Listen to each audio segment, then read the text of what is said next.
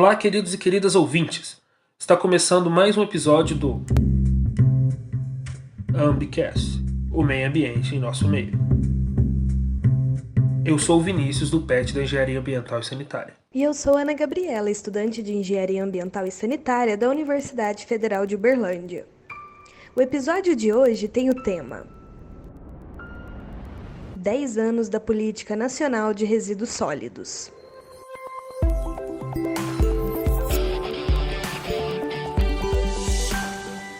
Em agosto desse ano, a Política Nacional de Resíduos Sólidos completa 10 anos. No entanto, é claro que ainda temos muito que avançar.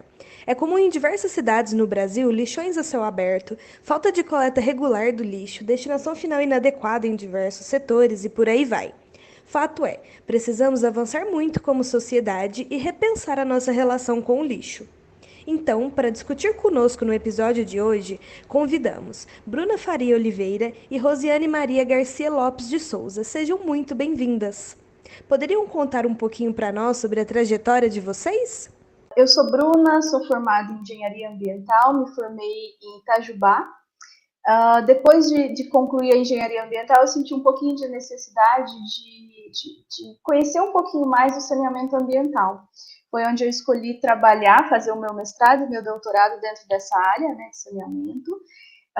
E aí, meu mestrado e meu doutorado, que foram na Unicamp, especificamente no doutorado, eu trabalhei com resíduos sólidos. Então, eu trabalhei dentro de aterro sanitário, avaliando o impacto que o aterro pode provocar na qualidade da água. Não só aterro sanitário, mas lixão, aterro controlado também.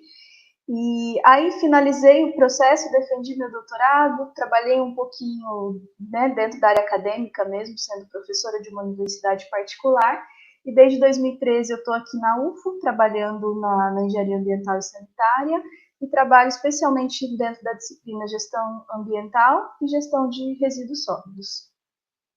Eu sou a Rosiane, eu sou engenheira sanitária e ambiental, desde que eu me formei em 86, então faz muito tempo. Eu fui uma das primeiras turmas da Universidade Federal do Pará que se formou em engenharia sanitária e ambiental. Naquela época, poucas universidades tinham no Brasil esse curso, né? Depois de formada, vim para São Paulo, para a Faculdade de Saúde Pública, num curso de especialização de engenharia ambiental, e depois ingressei na Secretaria de Saúde do Estado de São Paulo, na área de saúde ambiental. Então, eu sempre tive muito foco na questão do abastecimento de água e de resíduos sólidos. Essas são as minhas áreas, que eu chamo as áreas, né, de conhecimento e as áreas de paixão.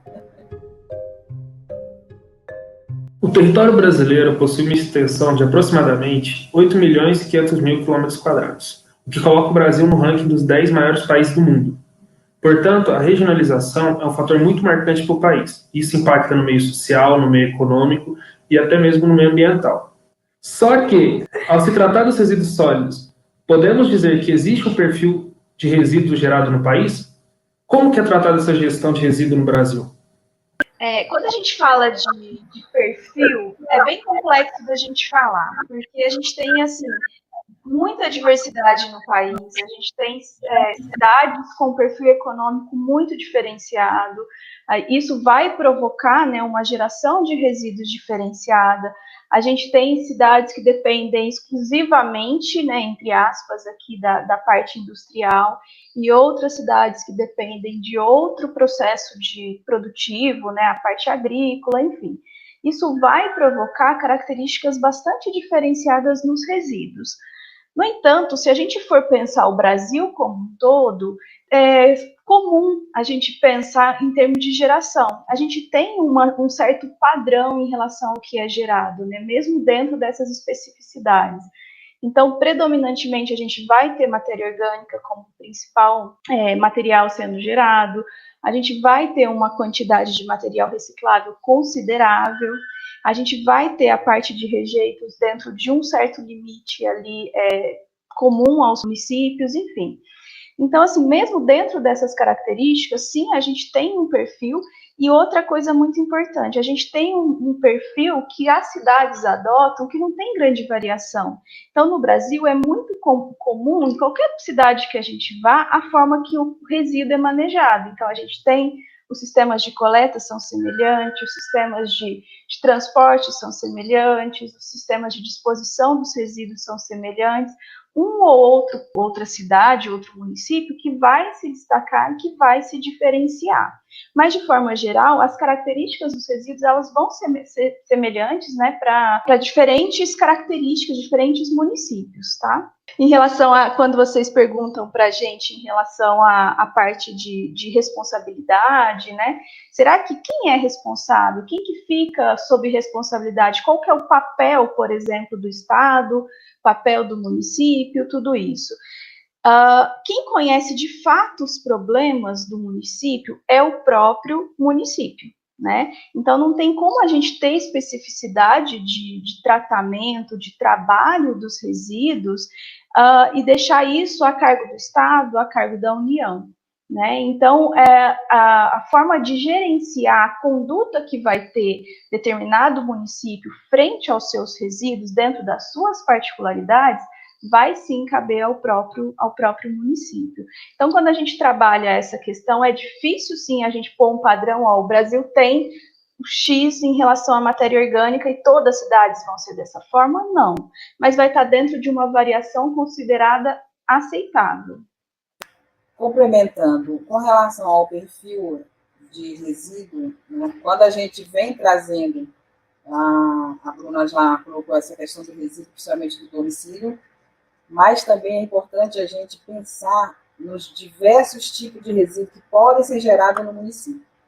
Quando você vem trazendo a lei, né, da Política Nacional de Resíduos Sólidos, a 12.305, ela vem trazendo uma padronização dos tipos de resíduos que nós podemos buscar a gestão.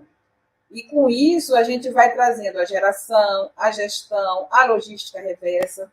Então, na lei de resíduos sólidos, ele vem trazendo os diversos tipos de resíduo. O domiciliar, que é o resíduo gerado no domicílio, de limpeza urbana, da varrição, né, de limpeza de logradouro, comercial dos comércios, saneamento básico, de estação de tratamento de esgoto, o resíduo industrial, o resíduo de serviço de saúde, da construção. Então, cada um é classificado com esse tipo de resíduo, e aí você tem no município uma maior ou menor geração desse tipo de resíduo. E quando a gente avança na questão da gestão, como a Bruna falou, que a gestão é municipal, e de fato ela é municipal, a gestão do resíduo do domicílio, e aí a gente começa o grande desafio, porque no município eu tenho resíduo gerado sob a propriedade ou sob a gestão do município, mas tem vários tipos de município gerado no município que não é sob a responsabilidade do município, né, como o resíduo industrial. Então, quando a gente fala gestão de resíduos sólidos, a gente está trazendo uma questão que passa obrigatoriamente pelo governo do Estado, federal, pelas empresas, né, pelo setor da indústria, setor agroindustrial, para que a gente possa realmente estar fazendo uma gestão no âmbito do município, que beneficia o município, que beneficia a sociedade, né? Então, eu acho que é isso aí que a gente tem que pensar na questão do perfil. E acrescentando, quando a gente olha para todos esses tipos de resíduos, a gente tem que já faz um alerta. Que resíduos são aqueles que podem ser perigosos ou não perigosos, né? Então, isso também é importante para a gestão. A gestão ela não é igual, ela é em função da origem e da classificação do resíduo. Então, é um desafio, não é muito simples, não. É um desafio essa questão do resíduo sólido no âmbito do Brasil. Bom, nesse contexto, em agosto desse ano, a Política Nacional de Resíduos Sólidos completará 10 anos, como já foi comentado. Quais os avanços a política de fato viabilizou na prática? Eu acho que, assim, o fato da gente ter uma política que trabalhe, né, a questão de resíduos como um todo, isso já é um avanço extremamente significativo para o país. Então, a gente tendo uma política que vai nortear as ações em relação aos resíduos, isso já é extremamente importante. Agora, em 10 anos, será que esse período ele é suficiente, seria suficiente para a gente ter grandes avanços, grandes mudanças de comportamento, grandes mudanças em relação às atitudes do poder público, né, das pessoas, enfim, da iniciativa privada? Aí é que eu acho que a gente precisa de ter uma discussão um pouquinho diferente, né? Eu acho que, sim, a gente tem alguns pontos que, de alguma forma, começaram a mudar, que começaram a melhorar. Se a gente for pensar até há 10 anos atrás, né, a gente ainda não tinha nenhuma preocupação nenhuma com o lixão. A gente não tinha muita preocupação com os resíduos recicláveis que a gente jogava. Então, a partir do momento que começou essa exigência, as prefeituras começaram a se adaptar. Eu falo prefeitura, mas é um exemplo, né? O poder público começou a ter essa nova adaptação, a criar novos instrumentos para que algumas coisas começassem a melhorar. A gente tem muito ainda a seguir, a gente vai ter muito a percorrer, o caminho é muito longo, mas a gente tem já algumas iniciativas que, se a gente for pensar, elas sim já estão melhorando, né? Eu acho que a maior dificuldade, talvez, que eu acho que demande mais tempo, é em relação à mudança de comportamento. E quando eu falo mudança de comportamento, eu não estou me referindo única e exclusivamente a nós como os consumidores, não. Sim, passa por nós, porque somos, de alguma forma, responsáveis ali naquele ciclo de vida, né, daquele produto. Então, temos, sim, responsabilidades, mas a gente passa por mudança de comportamento, inclusive do processo produtivo. Então, a gente vai precisar que haja outros instrumentos que auxiliem tanto as empresas, tanto auxiliem quanto fiscalizem e cobrem um novo comportamento por parte das indústrias também, dos processos em si, né? Porque a gente não pode pensar em tentar mudar comportamento se a indústria está fazendo diferente do que a gente quer, né? Se o processo produtivo, se a gente não tem no mercado determinados produtos que, de alguma forma, podem, as embalagens, retornar à própria indústria, né? Como material, como matéria-prima novamente. Então, acho que o grande desafio que a gente tem, que a gente está, né, tendo e que vai ter por um longo período, é exatamente essa mudança de comportamento por parte de todos os que estão envolvidos no ciclo de vida dos produtos, né? Mas eu, assim, sempre gosto de falar que eu sou bem otimista em relação à questão de resíduos, né? E vejo, sim, algumas benfeitorias que eu acho interessante de serem consideradas, que, se não existisse a política, talvez isso não existiria, né? Então, as prefeituras começam a se preocupar, de repente, com mudança na forma de coleta, a inserção dos catadores. A gente já tem algumas iniciativas nesse sentido, de eliminação dos locais inadequados de disposição de resíduos. É muito, é pouco? É um passo. Eu acho que é isso que a gente tem que pensar, né? Alguma coisa, sim, está sendo feita. E muito a gente ainda vai ter que precisar de tempo, de outros instrumentos, de outras formas para, de alguma forma, regulamentar algumas coisas que estão na política, para que aquilo, sim, seja mais efetivo e traga mesmo algumas mudanças mais consideráveis no nosso dia a dia, nos próprios impactos que os resíduos podem provocar no ambiente. Acho que a política, completando 10 anos, sim, também sou otimista, tivemos avanços. 10 anos eu acho que é um período ainda curto quando a gente fala de resíduo, porque a gente fala obrigatoriamente pelo processo cultural, né? O resíduo é gerado muitas vezes no domicílio, e o resíduo gerado tem a ver com qual é o produto que está disponível para o consumidor. Então, todas essas questões, elas têm que ser, como a Bruna falou, muito bem trabalhada, o processo industrial, que embalagem que eu coloco no mercado, as embalagens, elas são retornáveis, elas são passíveis de reciclagem. Então, toda essa discussão temos que ter para que possamos avançar, sim. O que a gente espera com a política, né, de resíduos sólidos, a implementação de boas práticas no sentido de não contaminar o meio ambiente e não causar doença na saúde, né? Então, assim, a gente precisa estar trabalhando essa questão. São grandes desafios, sem dúvida nenhuma, quando a gente fala de reciclagem retornável. Quando a gente vai para a região sudeste, é mais fácil a gente visualizar, né, esse retorno dessas embalagens no processo produtivo, porque eu tenho indústria de reciclagem. Mas quando você coloca o produto que sai de algum lugar de um estado e vai para o outro, para a região norte, por exemplo, fazer essa embalagem retornar para uma outra região também tem que ser repensado, porque, assim, às vezes você não consegue viabilizar economicamente, né, esse retorno dessas embalagens.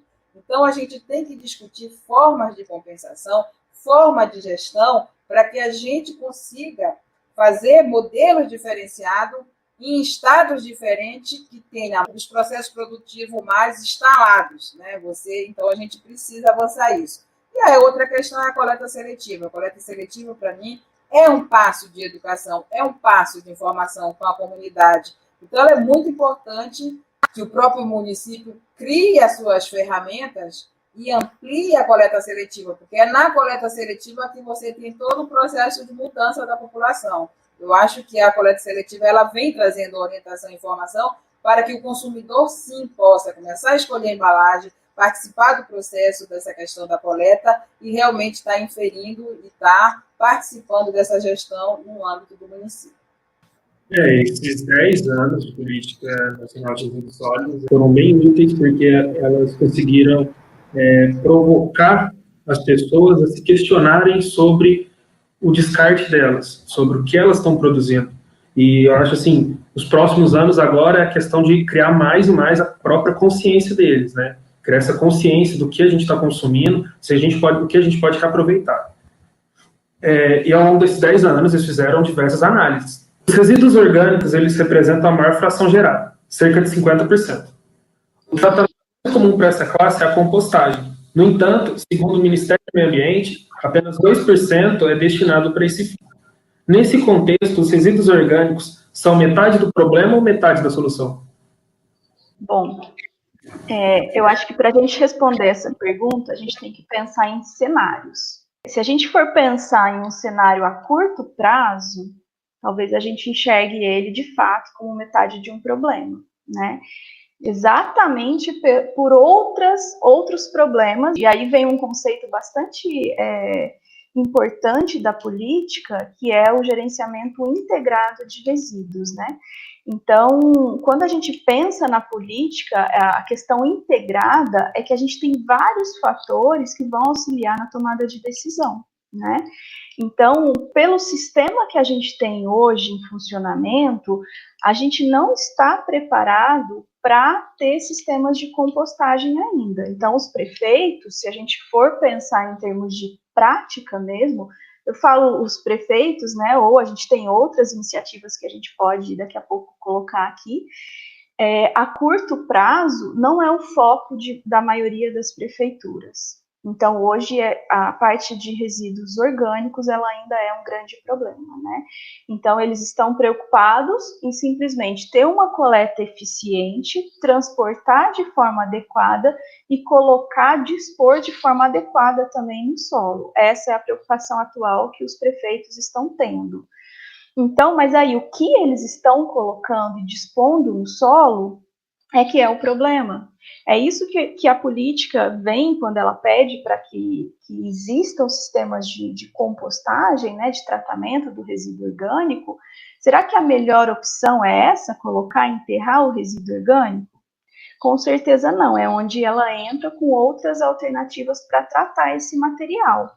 Mas se a gente for pensar a curto prazo, hoje a gente ainda não está preparado para que os sistemas de compostagem, sejam eles de grande escala, pequena escala ou doméstico, a gente não está preparado para isso. Mas se a gente for pensar a longo prazo, que eu acho que a política ela pensa em cenários também, né? Tanto que o Plano Nacional de Resíduos ele trabalha com cenários, e as prefeituras devem também trabalhar com cenários. Então, a longo prazo, depois de tendo um sistema adequado para receber os rejeitos, tendo um sistema de coleta seletiva eficiente, tendo informação, a população tendo informação de como separar seus resíduos, que isso é extremamente importante para a eficiência do sistema, eu acho sim que ela pode começar a se tornar solução. Então, a gente vai deixar de preocupar com os aterros sanitários, porque eles vão ser um coadjuvante, né, do sistema, eles são extremamente importantes e não vão deixar de ser jamais, mas eles não vão ser o foco principal. E aí o foco principal vai passar a ser os sistemas de coleta, né, seletiva e as unidades de triagem e compostagem. Então, eu acho que a longo prazo, naturalmente, isso vai acontecer. Então, as prefeituras, tendo um sistema de coleta eficiente, a população tendo informação de como separar, elas vão naturalmente questionar. E aí, o resíduo orgânico, ele deve mesmo ter esse destino? E aí as prefeituras vão começar a se adaptar, criar sistemas de compostagem, incentivar, né, sistemas de compostagem para que esse resíduo orgânico não seja enviado aos aterros sanitários, né? E quando a gente pensa em sistemas de tratamento, né, do material orgânico, eu falo compostagem, não é o único, mas é um dos mais comuns que a gente tem, né, e a gente pode sempre lembrar que eles não deveriam ser exclusivamente de responsabilidade da prefeitura, né, a prefeitura, sim, pode ter unidades de compostagem, mas é um processo que demanda tempo, que demanda espaço, que demanda mão de obra. E aí a gente, como consumidor e responsável ali dentro dessa responsabilidade compartilhada, né, que é também uma parte bastante importante da Política Nacional de Resíduos Sólidos, a gente não precisa, de repente, ficar esperando a prefeitura exigir. A gente não precisa aguardar que a prefeitura tenha um sistema de compostagem para que a gente tenha as iniciativas adequadas, né? E aí é onde surgem os sistemas de compostagem doméstico. A gente pode, independente do quanto a gente gera de material orgânico, do espaço que a gente tem, a gente pode sim começar a pensar nessas iniciativas menores. E aí, se todo mundo tiver algumas iniciativas, pequenas iniciativas, isso já vai ter um impacto bastante positivo para o sistema de gestão do município. Então, acho que a importância a questão dela ser problema ou solução, a gente não pode colocar no colo dos governantes, né? E também a gente tem que pensar em questão de tempo. A partir de agora, ela está como um problema, mas de repente, mais para frente, ela pode ser uma solução mais fácil de ser trabalhada se a gente pensar nesses sistemas mais simplificados. Bom, e é interessante pensar na responsabilidade compartilhada, né? E como que atitudes simples do nosso cotidiano podem contribuir para um cenário muito mais promissor para o meio ambiente e para a gestão de resíduos sólidos, fazendo a compostagem doméstica. Bom, e falando de responsabilidade compartilhada, que está dentro da Política Nacional de Resíduos Sólidos, que é a legislação brasileira que estabelece estratégias para prevenção e redução da geração de lixo, além de criar metas para enfrentar problemas ambientais, sociais e econômicos que decorrem do manejo inadequado dos descartes, especialmente quando o assunto é reciclagem. A estimativa segundo a ABRELP, que é a Associação Brasileira de Empresas de Limpeza Pública e Resíduos Especiais, é de que somente 3% sejam de fato reciclados, sendo que o potencial é de até 30%. Na ótica de vocês, quais são os principais desafios da reciclagem no Brasil atualmente? Exatamente essa diversidade que nós temos de padrão de município.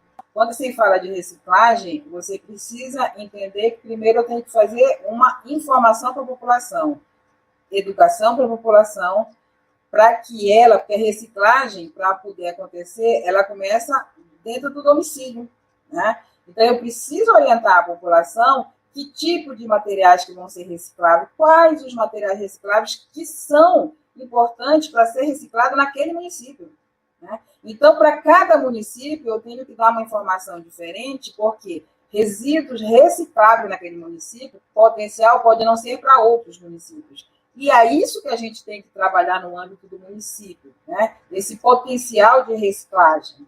A outra forma é a coleta para reciclagem, ela passa por modelo, quer dizer, eu tenho coleta porta a porta, né? Ou tenho coleta no ponto de entrega voluntária. Então, eu preciso também trabalhar com esses dois modelos de coleta para que a população possa aderir. E, quando eu falo de coleta seletiva, a Política Nacional de Resíduos, ela fala da inclusão social dos catadores. Então, eu preciso, e é importante e relevante, trazer os catadores para essa parte, né, da gestão do serviço de limpeza pública municipal. E para que eu possa trazer os catadores, eu passo primeiro para conhecer todos os catadores, né? Então, eu preciso cadastrar os catadores, eu preciso cadastrar as cooperativas. São poucos locais ainda que têm um cadastro oficial desses catadores, né? E quando eu cadastro esses catadores, eu consigo trazê-los para a questão da coleta seletiva, né, com inclusão social. Então, eu acho que a gente precisa trabalhar essas questões e a gente avançar na coleta seletiva. Ela é potencial, sem dúvida nenhuma. Acho que eu entendo que, para mim, coleta seletiva, ela, acima de tudo, é uma coleta orientadora que vai trazer a questão da informação, né? Então, a gente precisa trabalhar isso. Com relação à gestão, o município precisa entender que coleta seletiva é importante, né? Recentemente, teve uma discussão muito grande se coleta seletiva é um serviço essencial por conta da pandemia. E muitos, né, acabaram interrompendo a coleta seletiva porque não era um serviço essencial. Então, até essa discussão a gente tem, né, que fazer. É ou não é um serviço essencial? Está aí a pergunta para a gente começar a discutir isso. Eu acho que é um serviço essencial.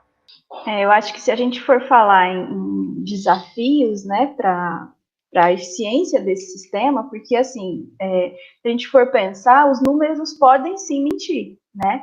Se hoje a gente fala parte do município é atendido, vários municípios são atendidos pela coleta seletiva, mas e a eficiência desse sistema, né? Então, isso é uma coisa que a gente tem que sempre levar em consideração. E para que esses desafios, esses números sejam de fato efetivos, né, que eles mostrem uma realidade considerada adequada, a gente precisa de sim levar em consideração a população.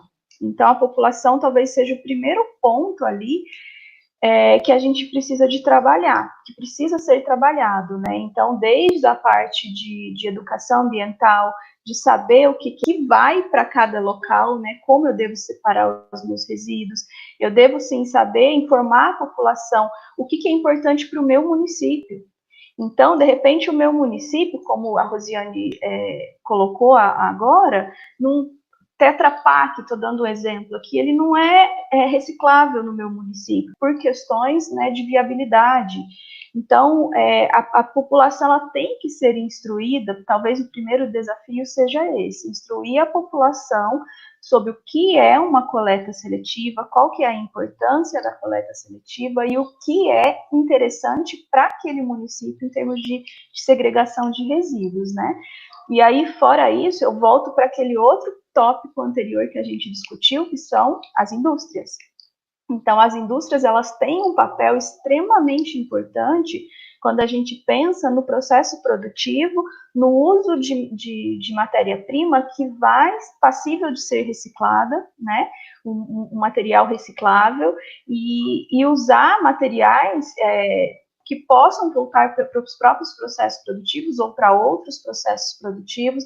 E isso tudo, esses desafios, eles vão ao encontro de novas políticas públicas, né? Então, a gente precisa, sim, que novas políticas públicas de incentivo, de subsídio, elas sejam contempladas para que as indústrias comecem a ter consciência da importância do material que ela está colocando, né, ofertando ao consumidor, e ele seja viável. Então, né, tanto porque ali vai ter muita gente que de alguma forma vai ter relação com aquele material.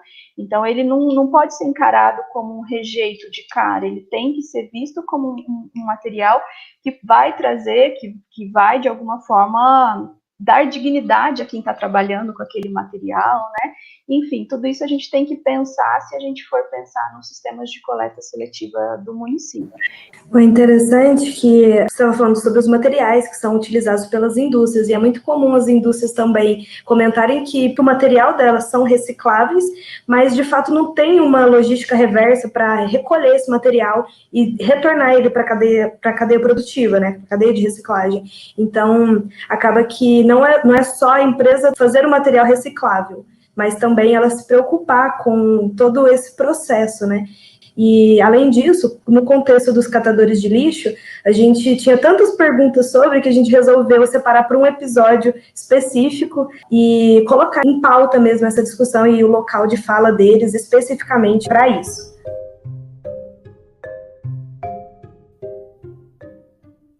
Bom, para potencializar os ganhos referentes a essa atividade, um dos principais instrumentos a serem considerados pela Política Nacional de Resíduos Sólidos é a instalação de programas de coleta seletiva nos municípios brasileiros.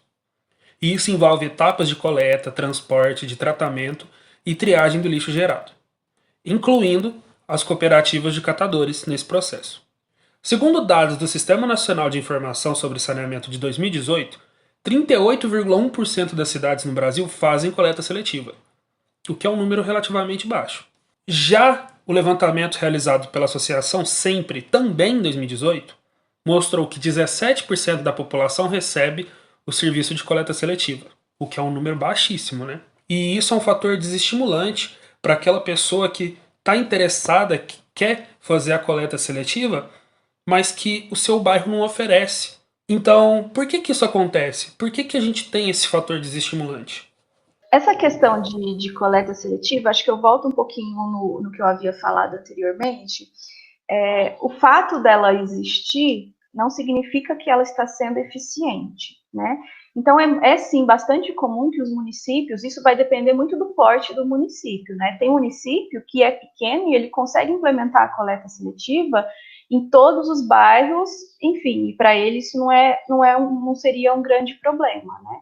Municípios maiores, geralmente, eles começam com projetos piloto.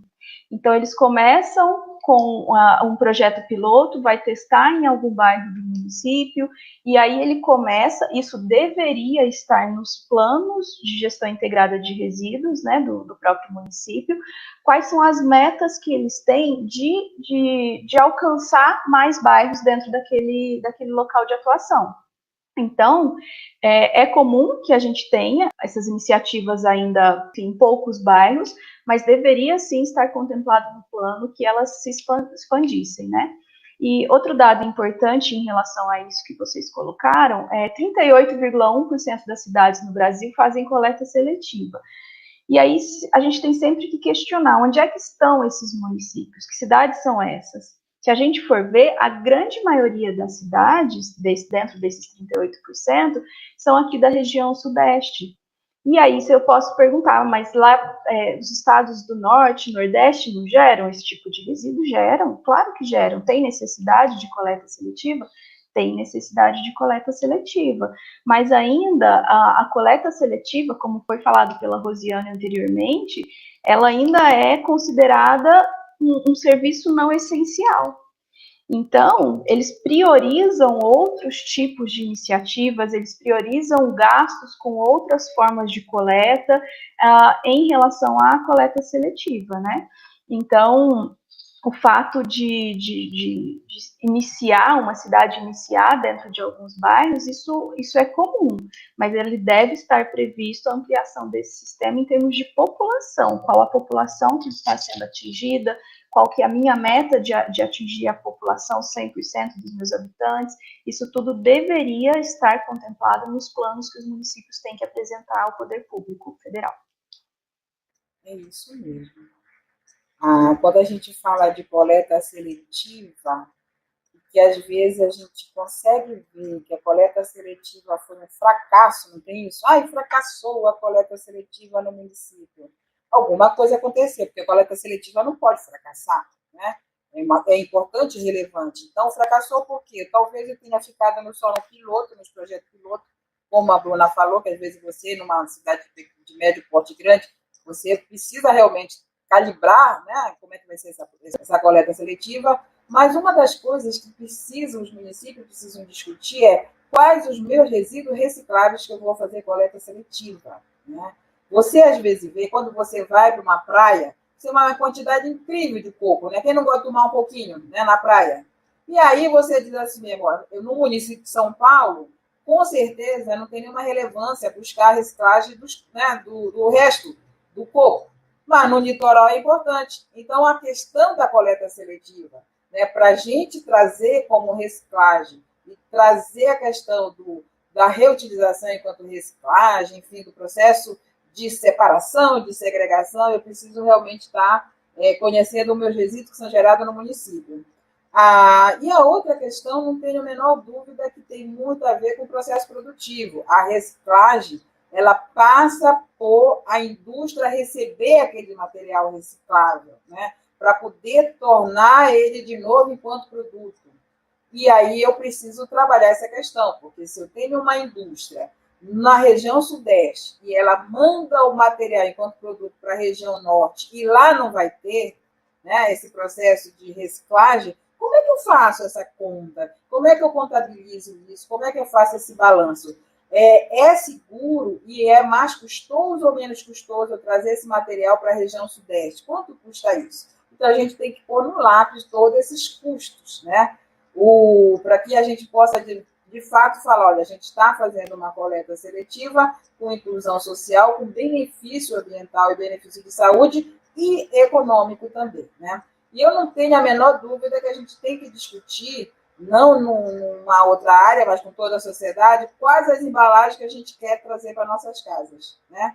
Porque tem embalagem que você não gostaria de trazer, mas você traz, porque só tem aquele produto naquela embalagem, né?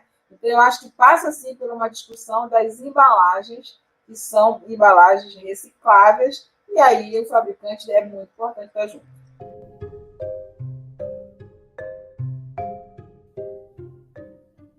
Bom, é muito claro em toda a nossa discussão, e também a partindo, né, da Política Nacional de Resíduos Sólidos, que o papel da sociedade e do indivíduo que gera esse lixo é muito importante para a destinação final adequada desses resíduos.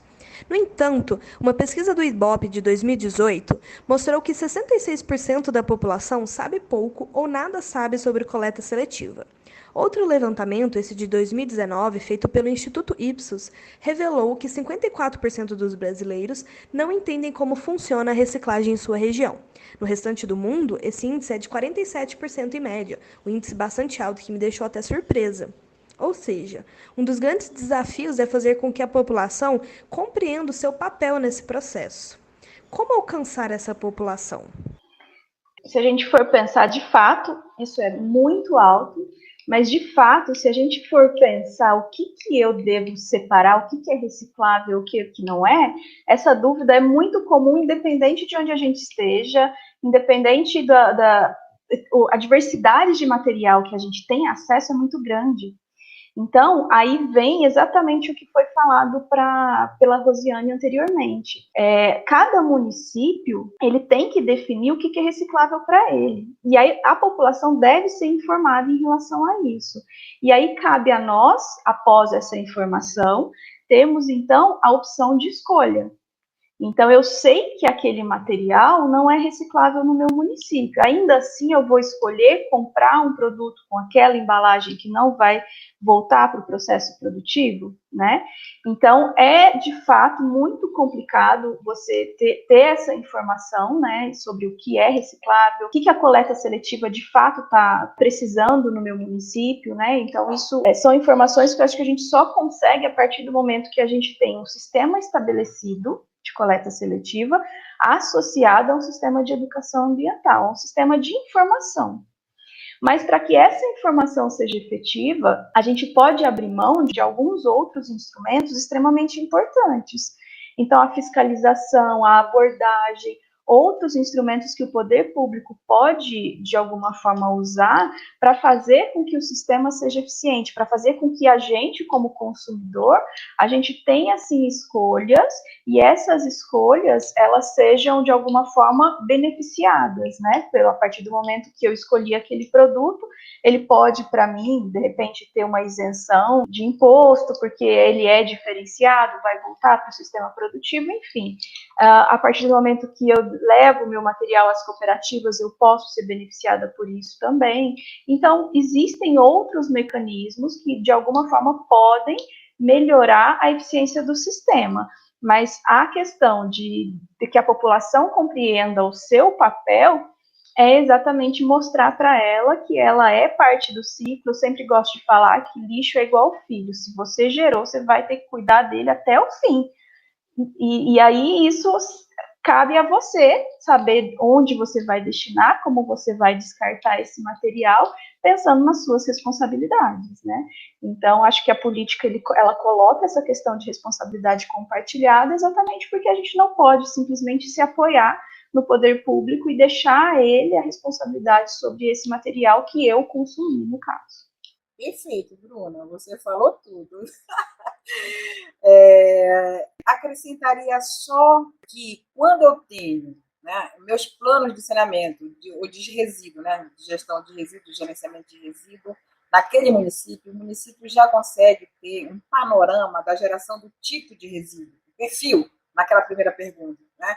E aí eu consigo, sim, trabalhar a questão de quais são os recicláveis e os não recicláveis para aquele município.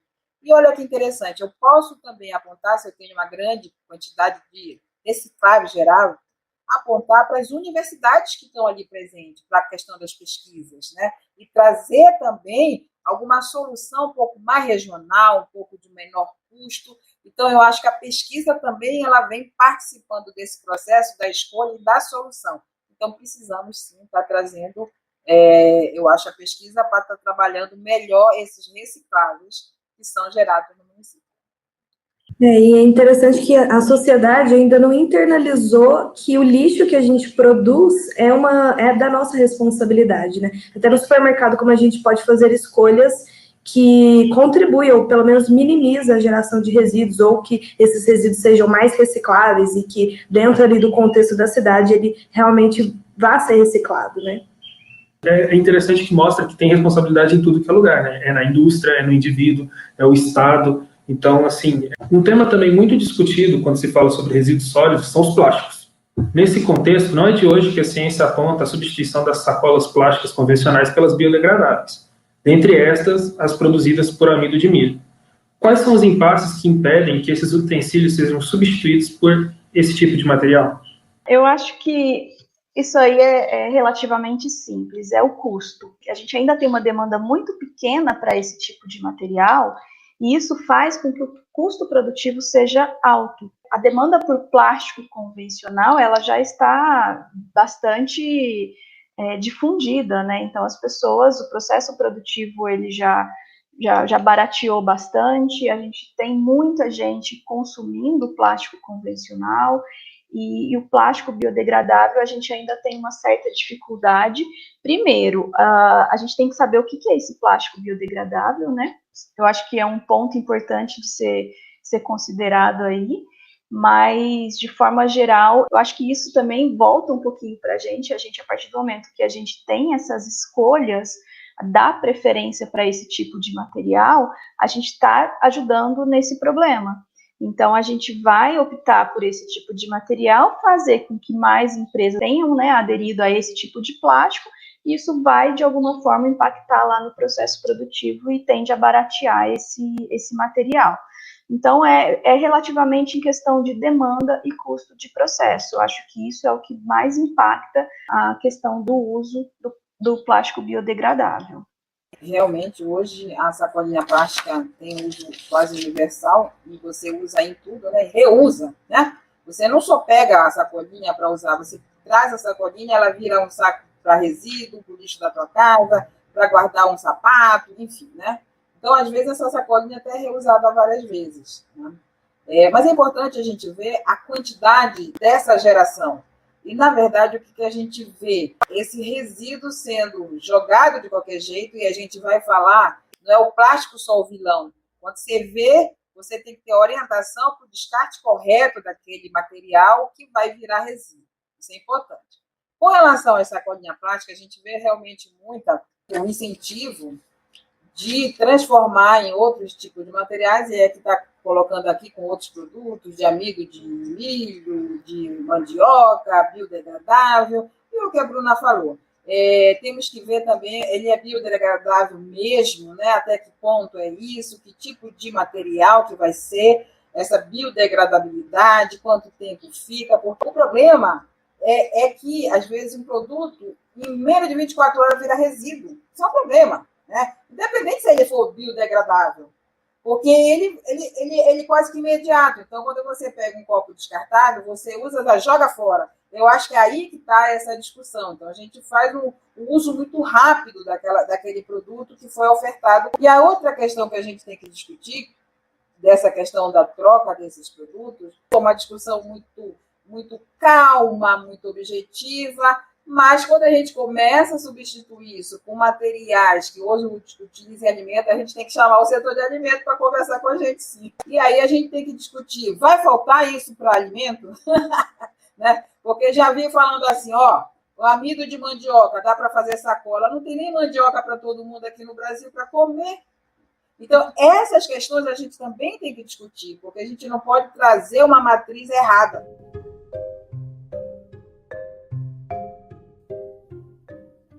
Tendo em vista o cenário atual ocasionado pelo Covid-19, a discussão sobre resíduos entrou em destaque. Uma nota divulgada pela Abrelp em março desse ano estimava que haveria um aumento de até 25% na produção de lixo doméstico e até 20 vezes os resíduos hospitalares durante a pandemia. No entanto, um estudo divulgado pela própria Abrelp em maio, em conjunto com a Associação Internacional de Resíduos Sólidos no Brasil, mostrou que a geração de resíduos domiciliares no país caiu 7,25% em abril, na comparação com o mesmo período do ano passado. Com relação aos resíduos de serviço de saúde, os dados mostraram redução de 15,6% no país, indo na contramão dos dados de diversos outros países. Nesse sentido, a diminuição de resíduos domésticos pode ser associada, por exemplo, a questões econômicas, já que, devido à pandemia, muita gente teve a sua renda diminuída.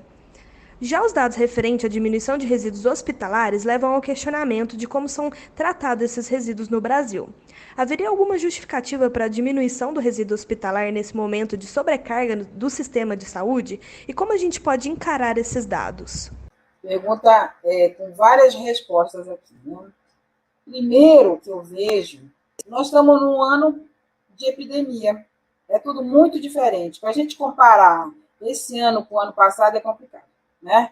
Porque é um ano atípico. Então, a gente não consegue comparar. A gente só consegue trazer os dados. Às vezes, esses dados, né, que fazem um levantamento rápido, penso que na rapidez do dado, da informação, talvez o dado não consegue captar o efeito. Né? Isso é importante, porque você às vezes está registrando um dado e você não sabe que efeito que é esse dado. Então é importante a gente, né, até esperar um pouco para poder trabalhar e avaliar e analisar o dado que está sendo gerado. Esse exemplo foi muito claro, porque na hora que você diz que aumenta uma geração do resíduo domiciliar ou diminui, né? Isso tudo depende, porque tem município que teve lockdown, teve outro que não teve. Então, assim, todo esse balanço, ele é diferenciado, né? Não é uma coisa que foi igual para todo mundo, né? Mas, com certeza, quando você vê que teve o isolamento, as pessoas ficarem em casa, é natural que essa geração do domicílio aumentou. E a geração do resíduo, do comércio, onde o restaurante fechado, as pessoas em home office, não estava gerando esse resíduo. Então, a gente pode pensar o seguinte, não é que diminuiu a geração, a origem que foi para o outro lado. Né? Aquele resíduo que estava gerando no restaurante, outros locais que as pessoas estavam na rua trabalhando, ela foi para o domicílio, esse quantitativo. Por isso que é bom analisar o dado. A mesma coisa foi com relação aos hospitais. Quando a gente começa a ver os casos de Covid aumentando a cada hora, a cada segundo quase, né? E mostrando o dado, naturalmente a gente pensa que ia ter um aumento enorme, uma grande parcela do resíduo de serviço de saúde. Então, muitos dos locais que não estavam atendendo o Covid quase que fecharam. Né? Porque as pessoas, primeiro, estavam com medo de ser atendidas, segundo, muitos não iam mesmo, né? Por várias questões. E terceiro, a própria área, né, de serviço de saúde, às vezes, né, por conta de pessoas que estão atendendo em outros locais, diminuíram o seu atendimento. Então, natural diminuir o resíduo de serviço de saúde. Então, essas discussões, elas têm que ser dadas para a gente poder avaliar o dado que está sendo gerado numa pesquisa. Por isso que a pesquisa aqui deu dados diferentes quase que em menos de 2 meses, né? Que é isso mesmo. Ela registrou o dado, mas o efeito, depois que ela verificou o efeito do dado registrado, aí ela corrige a pesquisa dela, né? Talvez teve até uma tendência ou uma sugestão de dizer que esses resíduos estavam indo para outros locais, né? Acho difícil um resíduo de um hospital na pandemia estar direcionado e indo para locais de alto risco, porque estava todo mundo com muito cuidado, ainda está todo mundo com muito cuidado dessa pandemia, e o resíduo, né, de hospital, com certeza, não está indo para o lixão, por exemplo. Né? Eu acho que todos os municípios já têm clareza dessa questão do lixo. E isso é muito real mesmo, porque quando a gente estava pesquisando, vários momentos tinha dados que às vezes pareciam muito diferentes um do outro, mas aí quando você vai ver, leva em consideração, sei lá, população e outro está levando em consideração cidades, e aí acaba que é diferente. Então, realmente precisa ter muito cuidado com os dados e até o que a gente consome, o que chega para nós, né? Porque pode ser também tendencioso.